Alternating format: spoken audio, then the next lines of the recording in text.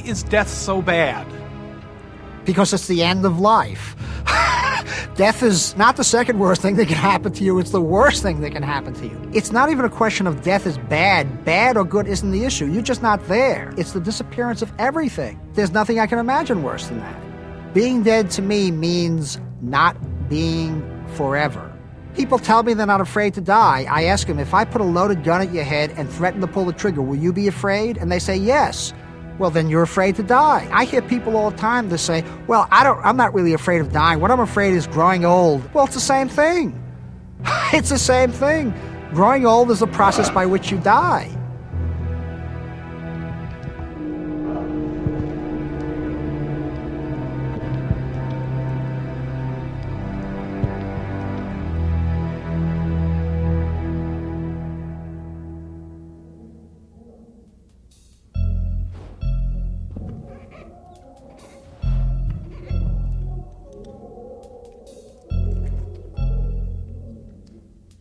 One of my heroes has always been Dr. Frankenstein.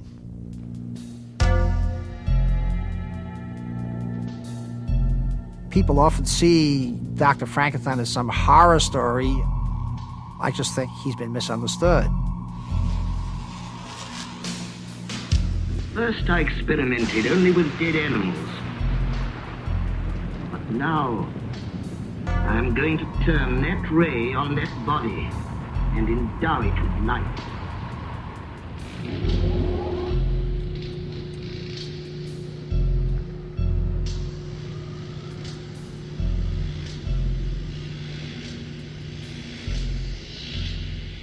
Around the age of 24 or 25, I came across an article in Playboy magazine, June of 1964, called Intimations of Immortality. It talked about various ways in which aging would be controlled in the future and how lifespans would be extended. And it had one small paragraph, for those of you who can't wait, we have something for you as well. And he mentioned a book called The Prospect of Immortality by Robert C.W. Ettinger.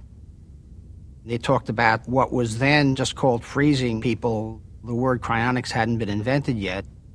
I ran off to the beach, which is where I used to spend a lot of my time in those days, and I read the book, and that got me involved in actually doing something about aging and death.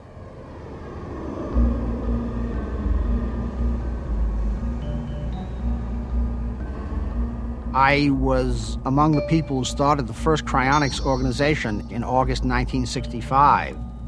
We were involved in several of the early freezings.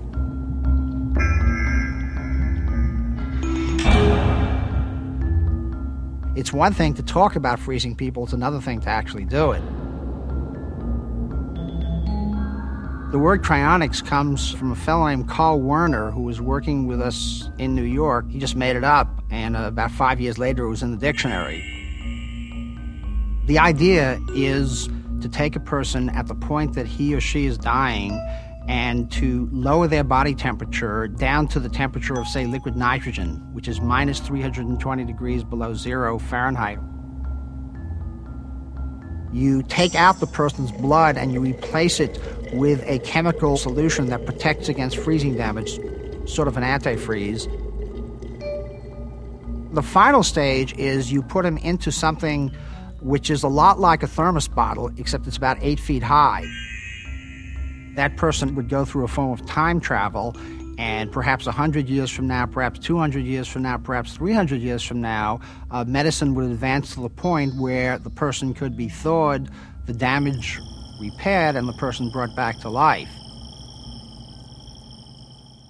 This appealed to me as a means of possibly avoiding death should I be faced with it, but I also saw it as a means of publicizing and promoting the idea of extending lifespan. My objective was not to be frozen and come back. What I really wanted to do was not to die at all.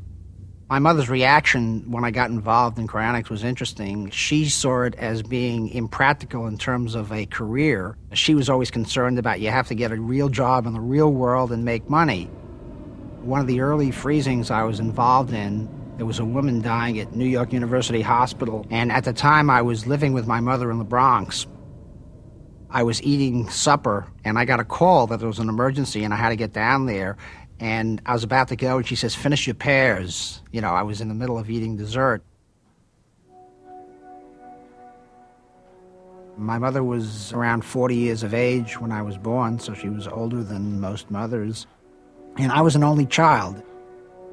My father died when I was 10 months old, and of course I don't recall it at all.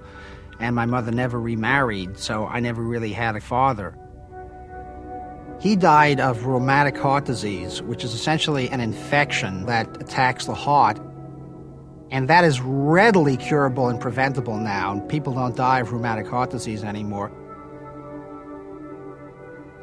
If my father had been frozen, he easily could have been cured of rheumatic heart disease, even now, or even maybe a year or so after he died.